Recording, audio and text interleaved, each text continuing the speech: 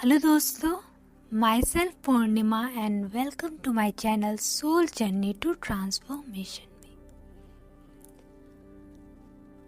आज का हमारा टॉपिक है इमोशनल ट्रिगर।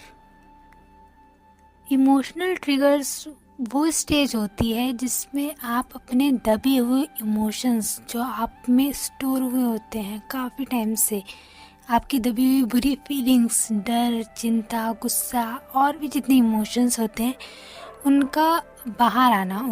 उनका सरफेस लेवल पे आना, वो इमोशनल ट्रिगर्स कहलाते हैं। अब जैसे मान लीजिए कोई सिचुएशन है कि मतलब बचपन से लेकर इंसान बड़ा होता है तो उसके साथ कोई ऐसी सिचुएशन घट जाती है, कुछ भी ऐसा बुरा होता है तो उस टाइम पे तो वो जैसे तैसे कहते हैं आगे बढ़ जाता है, बट उसके वूंड्स उससे रिलेटेड जो कहते कोई बात या तो वो पकड़ के रख लेता है, या कहते हैं कोई भी सिचुएशन जिसमें उसे डर लगता हो या कोई भी बात वो अपने अंदर पकड़ के रख लेता है और कहते हैं उस चीज़ को इग्नोर करता है, उस टाइम पे खुद पे काम नहीं करता है, उस चीज़ को इग्नोर करता है और आगे बढ़ता है। बट कहते हैं आगे चल के वही सिचुएशन उसके साथ दोबारा क्रिएट होती है, उसके सामने वो प्रॉब्लम्स, वो चीज़ दोबारा सामने आती है और उसके अंदर जो दबे हुए पुरानी फीलिंग्स थे, जो इमोशंस थे, वो दोबारा से सरफेस लेवल पे आ जाते हैं, दोबारा से उसके सामने आ जाते हैं और उसे समझ नहीं आता कि अब क्या करें, कैसे अब एक बार मतलब पहले हमने जरा फिर वही चीज़ हमारे सामने आ गई, अब इससे बाहर कैसे निकले। तो इसी को इमोशनल ट्रिगर कहा जाता है, क्योंकि उस टाइम पे आपने काम किया नहीं, फिर आपके साथ दोबारा हुआ वो चीज़ और कहते हैं तो फिर ये जो इमोशनल ट्रिगर्स आपके अंदर उठे, आप फिर से पहले की जो सिचुएशन होती है उस कहते हैं उस टाइम पे जैसे पहले परेशान थे वैसे ही उस टाइम पे भी दोबारा से परेशान होना शुरू हो जाते हैं। अगर मैं एग्ज़ाम्पल पे एक लेकर आपको समझाऊं तो मान लीजिए कि कोई लड़का लड़की है, कोई रिलेशन में है या जो भी उनके साथ एनर्जी एक्सचेंज हुई है, तो ऐसे में कहते हैं लड़के ने चीट किया या उसे छोड़ के चला गया, तो फिर वो लड़की कैसे मूव ऑन करके आगे बढ़ती है, उस चीज़ को इग्नोर करती है, अपना कहते हैं जैसे तैसे आगे बढ़ती है। बट कुछ टाइम बाद या काफ़ी सालों बाद उसे दोबारा से वो पर्सन दिख जाता है या दोबारा से उसकी लाइफ में आ जाता है, तो फिर और कहते हैं फिर चला जाता है। तो ऐसे में वो जो कहते हैं इमोशनल्स थे, जो वो कहते हैं जो भी वो उसके फीलिंग्स दबी हुई थी, वो दोबारा सरफेस लेवल पे आ जाती है और फिर वो वापस उसी सिचुएशन में आ जाती है। तो ऐसे से बाहर कैसे निकलते हैं? तो ऐसे सिचुएशन जो होती है, जो इमोशनल ट्रिगर्स होते हैं, वो यूनिवर्स की तरफ से क्रिएट किए जाते हैं।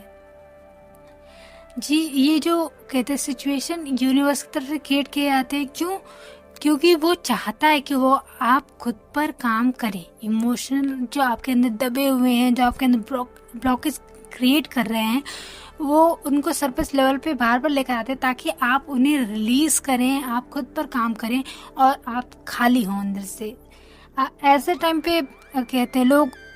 कहते खुद पे काम करने की बजाय वो इस सिचुएशन को इग्नोर करते हैं या नशीले पदार्थ लेते हैं या और भी कहते जो भी तरीके अपनाने होते हैं, वो इधर से उधर ध्यान भटकाते हैं अपना और कुछ ना कुछ मतलब करते हैं। बट जब तक आप खुद पर काम नहीं करोगे और आपके अंदर कहते उस सिचुएशन से रिलेटेड, पर्सन से रिलेटेड या किसी भी चीज़ों से रिलेटेड अगर इमोशंस आप में दबे रह गए हैं, तो फिर कभी ना कभी क्रिएट होंगे, आपके सरफेस लेवल पे आएंगे और ये साइकिल आप जब तक काम नहीं करेंगे, ये साइकिल बढ़ती चली जाएगी और आपके सामने बार बार वो सिचुएशन क्रिएट होती रहेगी। कुछ टाइम बाद, फिर कुछ टाइम बाद जब आपको लगेगा कि अरे मैं तो मतलब उस सिचुएशन से बाहर आ गई, फिर भी अगर आपके अंदर वो उससे रिलेटेड कुछ इमोशंस बाकी होंगे, बच्चे होंगे, तो वो सरफेस लेवल पे कहते हैं कभी ना कभी फिर दोबारा से आएंगे। तो ऐसे टाइम पे आपको विक्टिम नहीं बनना है कि ये सब क्या है या मेरे साथ ही ऐसा क्यों हुआ, मेरे साथ ही ऐसा क्यों होता है। ये हुआ है, ये क्रिएट किया गया है क्योंकि यूनिवर्स चाहता है कि आप खुद पर काम करें। आपके अंदर जो दबे हुए इमोशंस, पूरे इमोशंस रह गए हैं, आप उन्हें रिलीज़ करें और खुद को फ्री करें। अगर कई लोग जो स्पिरिचुअल जर्नी में होते हैं, मेडिटेशन, ध्यान, इन सब में जर्नी में होते हैं, उन लोगों के साथ तो मतलब इमोशनल ट्रिगर उन्हें इतने मिलते हैं कि उन्हें भी नहीं पता होता कि हाँ ऐसे ऐसे इमोशंस हमारे अंदर रह गए हैं और इन्हें बाहर मतलब यूनिवर्स कुछ ना कुछ सिचुएशन क्रिएट करता रहता है, जिससे उनके अंदर जो दबे हुए जितने भी ब्लॉकेज है, जितने भी इमोशंस है, वो सब बाहर आए, उनसे रिलीज करें और वो खुद पर काम करें। जैसे अगर आपके पैर में कांटे चुभते हैं तो उसे निकालने से पहले, जब निकालते हैं, अगर आप उसे कांटे को लेकर रहोगे, आराम से चलोगे, तो जब तक आप उसे निकालोगे नहीं तब तक आपको उतना रिलीफ नहीं। जब आप उसे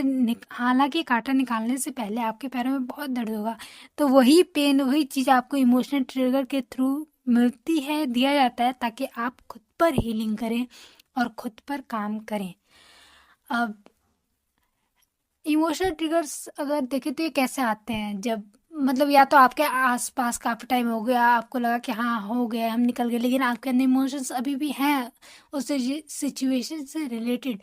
तो सबसे पहले या तो आपके आसपास आएंगे, आपकी चीज़ें, वो आपको लगेगा कि हाँ ये चीज़ क्रिएट हो रही है, लेकिन आप अगर ट्रिगर नहीं हुए तो वो चीज़, वो पर्सन आपके सामने ही आ जाएंगे कि आपकी लाइफ में दोबारा एंटर करेंगे, जब तक आप ट्रिगर नहीं हो जाते हैं। और ट्रिगर करके कहते हैं इमोशंस को बाहर निकालते, वो सिचुएशन हट जाएगी। वो या तो अगर कोई पर्सन के कारण है तो वो पर्सन ही चला जाएगा,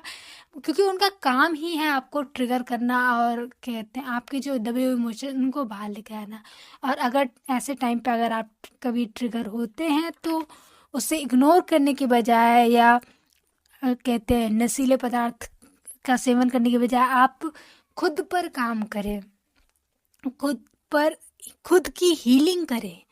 तो आप कहते हैं उस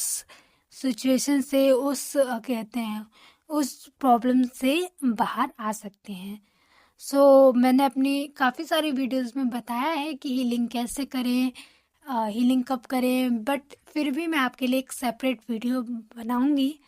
so thank you so much मेरे साथ जुड़ने के लिए। प्लीज़ लाइक करो, सब्सक्राइब करो मेरे चैनल को। Thank you so much.